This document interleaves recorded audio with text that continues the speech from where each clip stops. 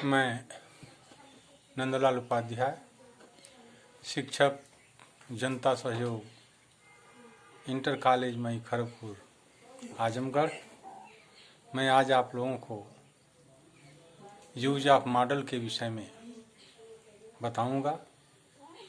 आज कैन और कुड का प्रयोग किया जाएगा। आज्ञा कार्य करने की योग्यता अथवा क्षमता प्रकट करने के लिए कैन का प्रयोग किया जाता है। आज्ञा अथवा अनुमति प्रदान करने के लिए भी कैन का प्रयोग किया जाता है। किसी बात की संभावना प्रकट करने के लिए कैन का प्रयोग किया जाता है। जैसे I can cross the river, you can go home tomorrow, if you say so it can be true. इस प्रकार से कुड का प्रयोग। कैन का पास्ट टेंस कुड होता है। कैन कुड का प्रयोग निम्न बातें स्पष्ट करती हैं। टू शो द एबिलिटी और पावर टू डूइंग समथिंग, किसी कार्य को करने की योग्यता अथवा शक्ति दिखाने के लिए कैन अथवा कुड का प्रयोग किया जाता है। ही कैन सॉल्व दिस सम, वह इस प्रश्न को हल कर सकता है। इसमें क्षमता able, I told him I could swim, इसमें भी was able to.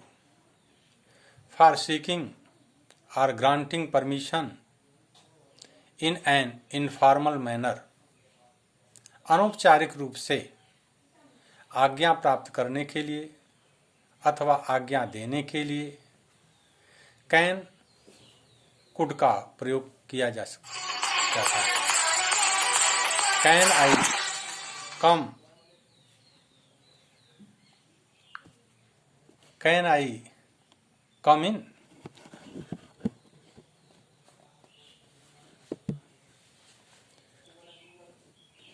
You can go home now, could I finish my work tomorrow and go home now. May and might का प्रयोग। माइट मे का पास्ट टेंस है। इसका प्रयोग निम्नांकित अवस्थाओं में किया जाता है। जिसे अनुमति प्राप्त करने तथा आज्ञा प्रदान करने के लिए मे का प्रयोग किया जाता है।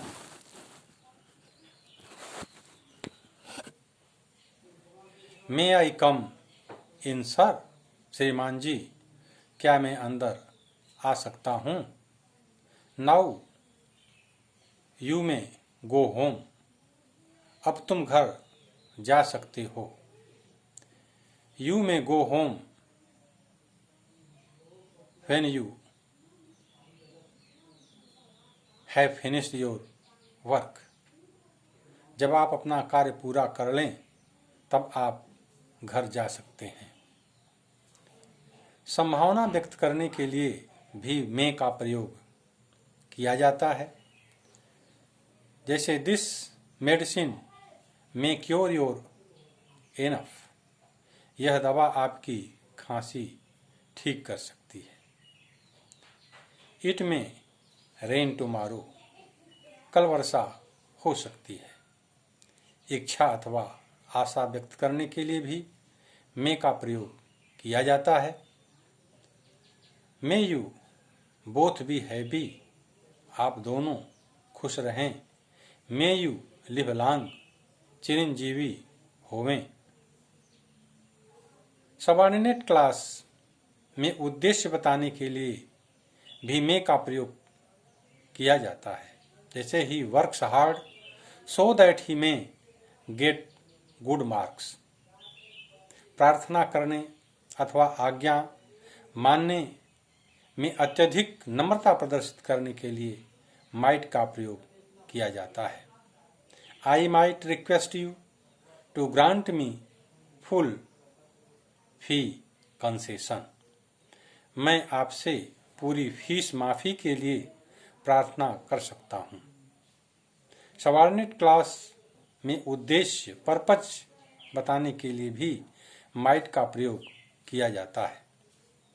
जैसे he worked every hard so that he may gate A first class. उसने कठिन परिश्रम किया ताकि वह प्रथम श्रेणी प्राप्त कर सके।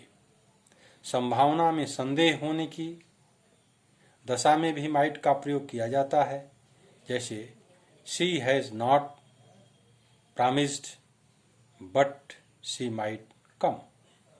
उसने वादा नहीं किया है लेकिन वह आ सकती है।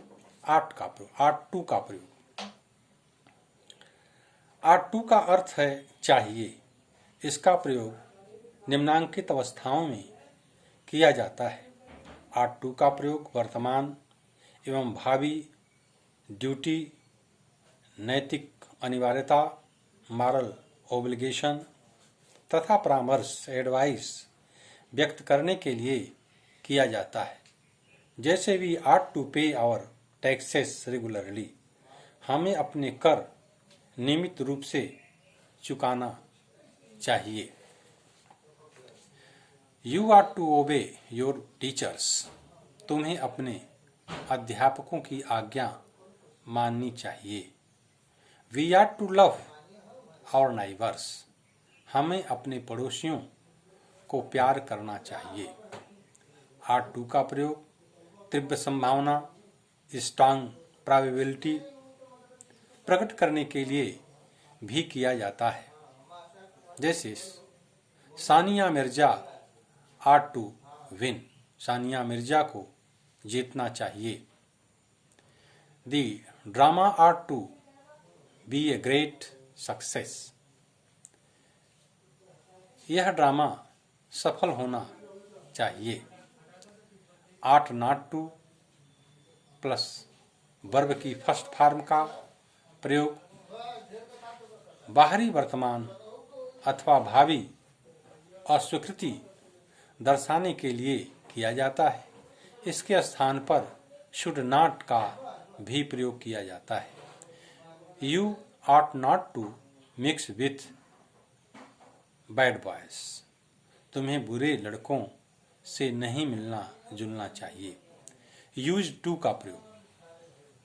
यूज टू धन वर्ब की फर्स्ट फॉर्म का प्रयोग किसी ऐसे कार्य को बताने के लिए किया जाता है जो भूतकाल में प्रायः हुआ करता था किंतु अब नहीं होता है। You use to smoke a pipe. तुम सिगार पिया करते थे। There use to be some trees in this field. इस मैदान में कुछ वृक्ष हुआ करते थे। डेयर का प्रयोग। डेयर का अर्थ है टू बी ब्रेव एनफ, पर्याप्त साहसी होना। इसका प्रयोग सामान्यतः नकारात्मक, नेगेटिव तथा इंट्रोगेटिव वाक्यों में किया जाता है। He dared not to do it. उसने इस कार्य को करने का साहस नहीं किया। He does not dare speak to me. वह मुझसे बोलने का साहस नहीं रखता। हाउ डेयर ही से सच रूड थिंग्स अबाउट मी। वह मेरे विषय में ऐसा भद्दी बातें कहने का साहस कैसे कर सकता है। इस प्रकार से मैं आज अवशेष मॉडल्स का प्रयोग बताया। अब दूसरे दिन दूसरी बातों पर चर्चा की जाएगी। धन्यवाद।